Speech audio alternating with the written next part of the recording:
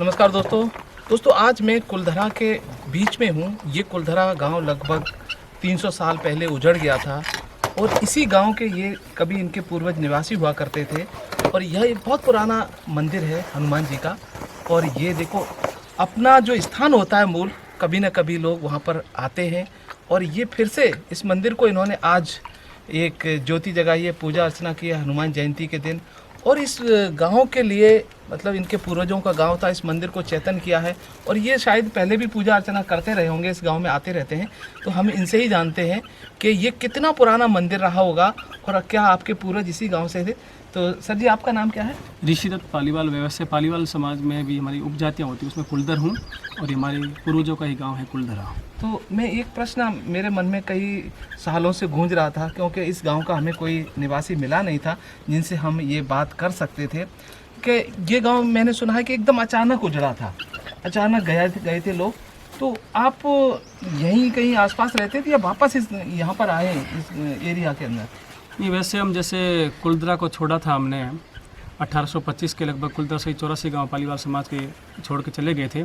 उसमें हम पालीवालों में कुलधर हैं, उसमें भी जैसे हरजाल है, जगिया है, धामट है, ये सभी उपजातियों के अलग अलग गांव थे। उसमें आज जो हम पूजा करने के लिए आए हनुमान जी महाराज की जन्मोत्सव के ऊपर, तो सभी जो धामट, जगिया, कुलधर सब हैं, वो सब लोग आज हनुमान जी की पूजा करने के लिए आए हैं। और जैसा आप बता रहे हैं भी कि आप कहाँ रहते थे पहले, तो हमने जो पलायन करने के बाद में हम लोग जो जैसलमेर रियासत लाठी तक पड़ती थी उसको छोड़ के जोधपुर रियासत की तरफ हम चले गए थे। सब लोगों ने गांव बसा लिए थे, लेकिन जैसे जैसे परिस्थिति चेंज होती है कालक्रम के अनुसार, तो फिर वापस हम यहाँ जो कुलधरा छोड़ के हम लोग जोधपुर रियासत में सांवरी, झोपाड़ी, पोकरण, इसके आसपास हमारे गांव बसे थे। और जैसे हमारे नौकरी है, कोई व्यापारिक काम करते हैं, तो धीरे धीरे वापस आने शुरू हुए। अभी जैसलमेर में हमारे करीब 70-80 घर है पालीवाल समाज के।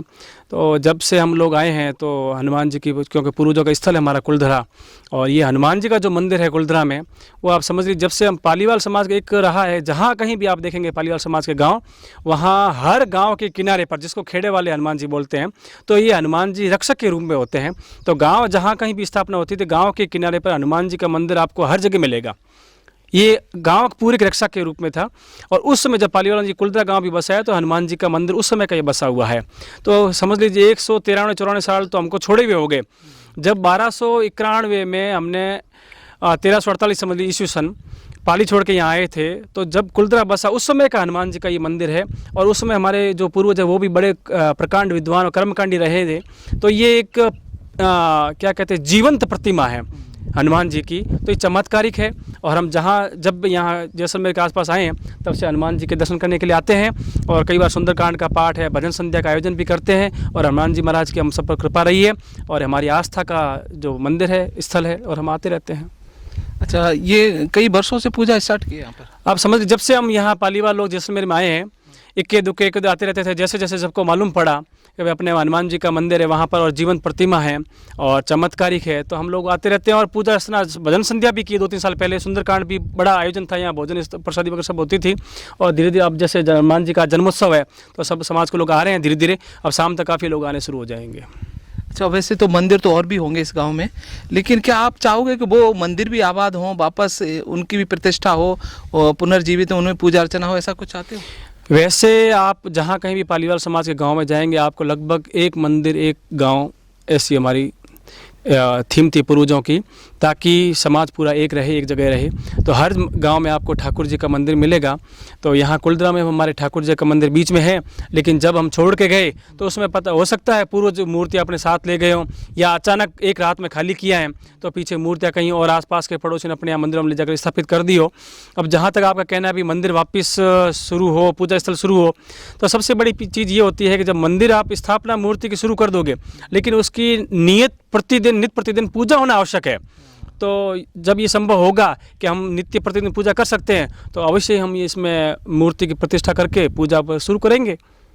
ये जो लोग हैं सब आपके ही समाज के हैं? हाँ। तो इनका जुड़ाव इसी गांव से रहा है कभी ना कभी? हाँ, हम पालीवाल समाज के सभी गांवों का जुड़ाव तो रहा है। जैसे कुलधरा हमारे पूर्वजों ने कुलधरों ने बसाया, तो इसका मतलब ये नहीं सिर्फ कुलधर ही रहते थे।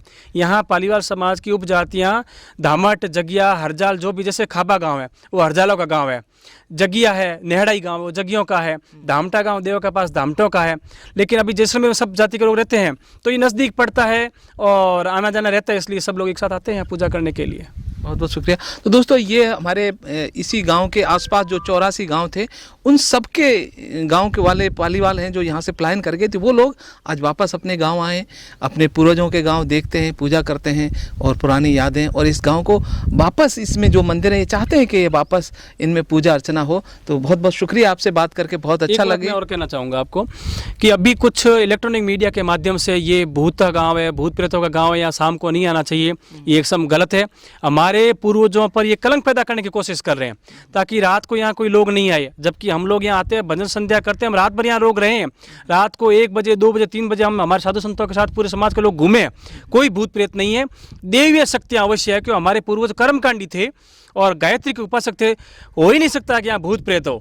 लेकिन केवल मात्र टूरिज्म को उल्टा सीधा बढ़ाने के लिए और रहस्यमय कथा बनाने के लिए भूत प्रेत कहते हैं। मैं चाहता हूँ कि वॉइस ऑफ जैसलमेर जो ये आपका चैनल है, जो पूरे विश्व में सही चीज़, जैसलमेर में जो सही चीज़ें होती हैं वो आप रखते हैं सामने, हम चाहते हैं आपके इस चैनल के माध्यम से, यूट्यूब चैनल के माध्यम से ये बात हर व्यक्ति के सामने जाए। ऐसा कोई भूत प्रेत वाली बात नहीं है, चमत्कारिक शक्तियाँ हैं, देवी शक्तियाँ हैं, उनको मानना चाहिए। भूत प्रेत वाली जो बातें हैं उसका खंडन करना चाहिए। धन्यवाद आपका, बहुत बहुत शुक्रिया। तो दोस्तों, अभी आप देख रहे थे वॉइस ऑफ जैसलमेर। ऐसी और भी वीडियोस देखने के लिए आप सब्सक्राइब कीजिए हमारे चैनल वॉइस ऑफ जैसलमेर।